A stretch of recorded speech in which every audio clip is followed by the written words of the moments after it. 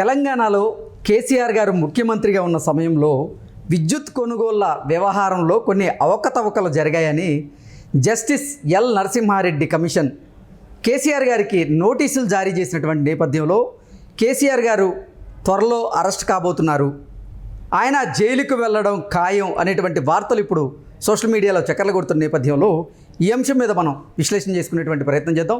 ప్రస్తుతం మనతో పాటు ఉన్నారు ప్రముఖ సీనియర్ జర్నలిస్ట్ డివిఎస్ గారు. సార్తో మాట్లాడదాం. సార్ నమస్తే. సార్ నమస్తే. సార్, తెలంగాణలో కేసీఆర్ గారు ముఖ్యమంత్రిగా ఉన్న సమయంలో విద్యుత్ కొనుగోళ్ల వ్యవహారంలో కొన్ని అవకతవకలు జరిగాయని జస్టిస్ ఎల్ నరసింహారెడ్డి కమిషన్ ఆయనకి నోటీసులు జారీ చేసింది. ఈ నేపథ్యంలోనే ఇక కేసీఆర్ గారు అరెస్ట్ అవ్వక తప్పదు, జైలుకి వెళ్ళడం ఖాయం అనేటువంటి వార్తలు ఇప్పుడు బలంగా వినపడుతూ ఉన్నాయి. ఏంటి సార్ దీని మీద మీ విశ్లేషణ? తెలంగాణ పిత, ఫాదర్ ఆఫ్ తెలంగాణ, అవినీతి పిత అయిపోయారా? ఫాదర్ ఆఫ్ కరప్షనా? ఎందుకంటే మెడలోతు అవినీతి ఊబిలో కూరుకుపోయినటువంటి కేసీఆర్, వాళ్ళ ఆయన కుమార్తె కూడా మరి 5-6 నెలలుగా ఆమె జైల్లో ఉంది. ఏది అది ఢిల్లీ లిక్కర్ స్కామ్. కేసీఆర్ కుటుంబానికి ఈ అవినీతి కుంభకోణాలు పాముల్లాగా వెంటబడుతున్నాయి. పగబట్టిన పాములు గనక ఏ విధంగా వెంటబడి కాట్లేస్తాయో అలా ఈ ఒక్కొక్క స్కామ్, ఏది 10 ఏళ్ల కేసీఆర్ పాలనలో జరిగిన అవినీతి కుంభకోణాలు వరుసపెట్టి కాటేస్తున్నట్టున్నాయి. ఎందుకంటే ఇప్పుడు ఇది విద్యుత్, ఈ పవర్ స్కామ్స్ అన్నమాట. ఇది మొదటి నుంచి కూడా రేవంత్ రెడ్డి పోరాటం చేస్తున్నాడు. ప్రతిపక్ష నాయకుడిగా ఉన్నప్పుడు కూడా విద్యుత్ సౌదాన్ని ముట్టడిచ్చాడు, గందరగోళం చేశాడు ఆయన. ఇది అసలు మామూలు తీవ్రమైనటువంటి అంశం. ఇందులో 3 కోణాలు ఉన్నాయి. పవర్ స్కామ్ అంటే విద్యుత్ కుంభకోణం అదేదో ఒకటి కాదు, 3 కుంభకోణాలు. ఏది దగ్గర 50,000 కోట్ల స్కామ్. ఏది యాదాద్రి పవర్ ప్లాంట్ కానీ భద్రాద్రి పవర్ ప్లాంట్ కానీ నీకు పెద్ద ఎత్తున అవినీతి జరిగినట్టు, ఆ టెక్నాలజీ వినియోగించడంలో కూడా ఏది ఆ నాసి రకం టెక్నాలజీ ఉపయోగించి కట్టుబడి చేయటం, ఏదో సూపర్ టెక్నాలజీ వాడకుండా ఏదో సెమీ టెక్నాలజీ ఏదో వాడటం. అంటే కరప్షన్ కోసమే మీరు పవర్ ప్లాంట్స్ కట్టారా?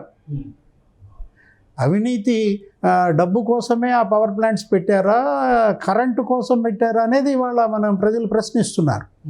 ఇది సర్ప్లస్ కరెంటు కోసం కాదనమాట. అప్పట్లో ఏమని చెప్పేవాళ్ళంటే రాష్ట్ర విభజన జరిగితే తెలంగాణ చీకట్లో మునిగిపోతుంది, ఆంధ్రప్రదేశ్ వెలుగులు, ఆంధ్రప్రదేశ్లో సర్ప్లస్ పవర్ ఉంది, ఇక్కడ మనకేమో ఇక్కడ ప్రొడక్షన్ లేదు అని ఎగతాళి చేసిన పరిస్థితుల్లో కిరణ్ కుమార్ రెడ్డి చెప్పిన మాటల్ని పదే కేసీఆర్ గుర్తు చేసేవాడు.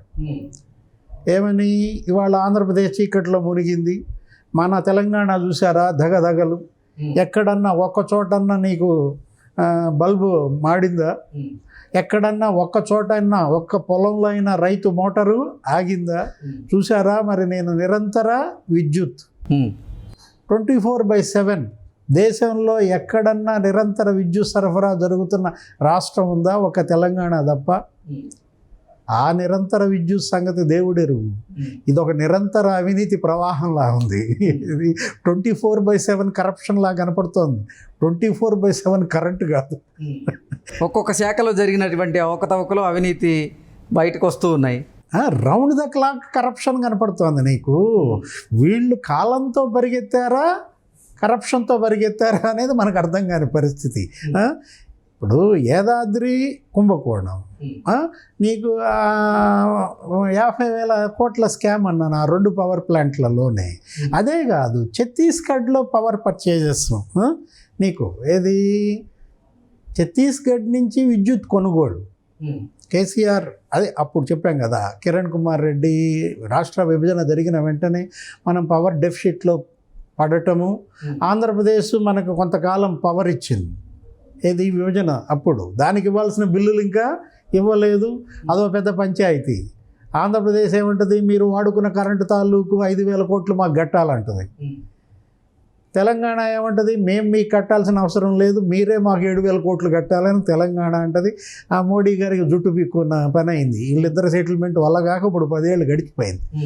విభజన జరిగిన వెంటనే ఆంధ్రప్రదేశ్ నుంచి కొంటే నామోషి అనే ఉద్దేశంతో మొదటిచ్చిన జీవో ఏమో విద్యుత్ కొనుగోళ్లు సదరన్ స్టేట్స్ నుంచే చేయాలని ఇచ్చారు.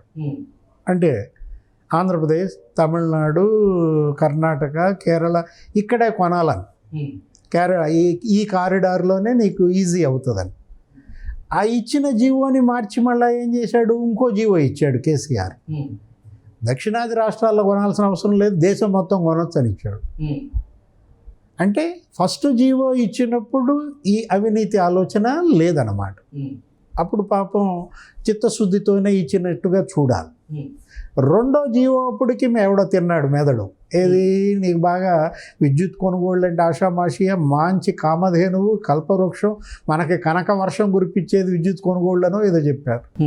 జీవో మారింది, సదరన్ స్టేట్స్ ఎగిరిపోయింది. ఏమని వచ్చింది, దేశంలో ఎక్కడన్నా కొనొచ్చు అన్నారు. సరే, ఎక్కడన్నా కొనొచ్చు అంటే కొనండి. ఛత్తీస్గఢ్లోనే ఎందుకు కొన్నారు? ఏంటి ఛత్తీస్గఢ్లో కొనటం వెనక ఉద్దేశం? ఆ గోల్మాల్ కథ ఏంటి? అసలు గమ్మత్తు ఏంటో తెలుసా, 2014లో కేసీఆర్ ప్రభుత్వం ఏర్పడితే ఈ ఒప్పందం ఛత్తీస్గఢ్తో చేసుకుంటే ఆ ఒప్పందం చేసుకున్నటువంటి పవర్ ప్లాంట్ అసలు లేదు. భూమి మీద పవర్ ప్లాంట్ లేకుండానే దాంతో ఒప్పందం చేసుకున్నారు. అంటే వీళ్ళు ఒప్పందం చేసుకున్న 3 ఏళ్లకు అది కంప్లీట్ అయింది, ప్రొడక్షన్లోకి వచ్చింది. 3 ఏళ్ల తర్వాత ప్రొడక్షన్ వచ్చే కంపెనీతో 3 ఏళ్ల ముందే పవర్ అగ్రిమెంట్ చేసుకున్న ముఖ్యమంత్రి దేశంలో ఉన్నాడా? లేరు. రాష్ట్రం దేశంలో ఉందా? అది తెలంగాణ క్రెడిట్, అది కేసీఆర్ క్రెడిట్. సరే, what ever it may be, ఒప్పందం చేసుకున్నాడు. ఛత్తీస్గఢ్ కొనుగోళ్ళు. నీకేం జరిగింది, 4 ఏళ్ల తర్వాత ప్రొడక్షన్ వచ్చింది, తీసుకోవటం బిగిన్ చేశారు. ఈ 3 ఏళ్లకి మరి డబ్బు అగ్రిమెంట్ పీపీఏ చేసుకున్న దగ్గర నుంచి డబ్బు కట్టారు. అంటే 650 కోట్లు. 650 కోట్లు వాళ్ళకి కట్టారా, ఇళ్ళు ఎత్తారా అనేది మన నరసింహారెడ్డి గారు చెప్పాలా. రేపు జ్యుడిషియల్ ఎంక్వైరీ చేశాడు కదా రేవంత్ రెడ్డి, దాంట్లో కానీ బయటపడవు ఇవన్నీ కూడా. అగ్రిమెంట్ ఎందుకు చేసుకున్నారు, 3 ఏళ్ల తర్వాత ప్రొడక్షన్ వచ్చే కంపెనీతో ఎందుకు చేసుకున్నారు, ఈ 650 కోట్లు ఎందుకు కట్టారు, ఈ పంచాయతీ అంతా తేలాలా. సరే, మొత్తానికి అది ప్రొడక్షన్లోకి వచ్చిందని చెప్పా కదా. ఎన్నేళ్ల తర్వాత? 3 ఏళ్ల తర్వాత. ప్రొడక్షన్కి వచ్చిన తర్వాత వీళ్ళు పవర్ ఎన్నేళ్ళు తీసుకున్నారు? 4 ఏళ్ళు తీసుకున్నారు. 4 ఏళ్ల తర్వాత క్లోజ్. అంటే 4 ఏళ్ల పవర్, 3 ఏళ్ల తర్వాత వచ్చే 4 ఏళ్ల పవర్కి 7 ఏళ్ళు డబ్బు కట్టాడు. అర్థం కాలా? ఈ 3 సంవత్సరాలు కట్టిన డబ్బులు ఎక్కడికి పోయినట్లు? ఇంకా కడుతూనే ఉన్నారు. ఇప్పుడు ఈయన ముఖ్యమంత్రి అయిన తర్వాత ఏమైనా ఆపితే ఆపి ఉంటాడు. 4 ఏళ్ల తర్వాత మూతపడే కంపెనీతో నువ్వెందుకు అగ్రిమెంట్ చేసుకున్నావు? 3 ఏళ్ల తర్వాత ఎలక్షన్ జరిగే కంపెనీతో అగ్రిమెంట్ ఇప్పుడు చేసుకోవటం ఏంటి? అంటే నీకు అవినీతి పోకడలు, అవినీతి ఆలోచనలు ఎంత పెడదారి పట్టిస్తాయి, ఎంత అధోగతి పాలు చేస్తాయి అనే దానికి నీకు నిలువెత్తు నిదర్శనం కేసీఆర్. నిలువెత్తు రుజువు బీఆర్ఎస్ పార్టీగా మన కళ్ళ ముందే కనపడుతుంది అన్నమాట. ఇప్పుడు మెడలోతు కుంభకోణాల్లో కూరుకుపోయారంటే ఇది ఒక శాఖలోనే. ఏది, ఇప్పుడు నరసింహారెడ్డి గారి కమిషన్, ఇప్పుడు ఆ జ్యుడిషియరీ కమిషన్ ఎంక్వైరీ చేస్తోంది విద్యుత్ శాఖ మీదే కదా. ఇంకా చాలా ఉన్నాయి. కాళేశ్వరం మీద ఇంకా ఉంది కరప్షన్, ఇంకా అది తవ్వి తీయటం బిగేం చేయలేదు. ఏది, మేడిగడ్డ పోయారు, చూశారు, ఏదో జరుగుతుంది అక్కడ. అన్నారం, సందిళ్ళ, ఆ పిల్లర్స్ బెసకటం, అదో పెద్ద పంచాయతీ. నెక్స్ట్ మిషన్ భగీరథ ఉంది, మిషన్ కాకతీయ ఉంది. ఇప్పటికీ ఢిల్లీ మద్యం స్కామ్లో కూతురు అక్కడ ఉంది. ఇవన్నీ కూడా కేసీఆర్ మెడకు చుట్టుకుంటున్నాయి, వెంటబడుతున్నాయి. అసలు టెలిఫోన్ ట్యాపింగ్ ఇంకా అది పెద్ద చరిత్ర. టెలిఫోన్ ట్యాపింగ్ ఇప్పటికీ అనేక మంది రావులు జైలుకి వెళ్ళిపోయారు. భుజంగరావు, రాధాకిషన్ రావు, అనేక మంది. ప్రణీత్ రావా ఫస్ట్, ఎవరు డిఎస్పి ప్రణీత్ రావు, ప్రభాకర్ రావు ఇప్పుడు జరుగుతోంది. ఇప్పుడు ఇక్కడ ఈయన ఒక ప్రభాకర్ రావు, ఎవరు సిఎండి విద్యుత్. నరసింహారెడ్డి గారు వాళ్ళు ఇచ్చిన స్టేట్మెంట్లో ఏముందంటే 25 మందితో నేను ఎంక్వైరీ చేశాను ఈ పవర్ పర్చేజెస్, ఈ యాదాద్రి, వీటన్నిటిపైన. అందరూ సహకరించారు, ఒకళ్ళు తప్ప. ఎవరా ఒకళ్ళు? మాజీ ముఖ్యమంత్రి కేసీఆర్. ఆయన మరి నోటీస్ పంపించాను. ఆ నోటీస్ పంపిస్తే ఆయన ఒక నెల రోజులు గడువు అడిగారు. నెల రోజులు కుదరదు, 15 రోజులు గడువు ఇస్తున్నాను, 15 రోజుల్లోపు నాకు సమాధానం చెప్పండి అని నోటీస్ పంపారని చెప్పారు. దీంట్లో అందరూ ఎంక్వైరీ చేశారు. ఆయన ఏది ప్రొఫెసర్ కోదండరాం కొంత ఇన్ఫర్మేషన్ ఇచ్చాడంట. రఘు ఇది మనకు ఆ యూనియన్ అసోసియేషన్లో ఉంటాడు, నీకు ఉద్యమంలో కూడా చాలా క్రియాశీల పాత్ర పోషించాడు. అప్పట్లో విద్యుత్ ఉద్యోగుల ఉద్యమం తెలంగాణకు ఊపిరి పోసింది వాళ్ళే. ఆ రఘు కొంత ఇన్ఫర్మేషన్ ఇచ్చారంట. మరి ఈ ఎంక్వైరీలు, ఈ కమిషన్లు, ఈ విచారణలు మరి ఎక్కడ దాకా పోతాయి?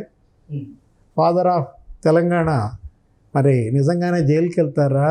ఏంటి పరిస్థితి? తెలంగాణ పిత ఈ విధంగా అవుతుందని మనం ఊహించని అంశం.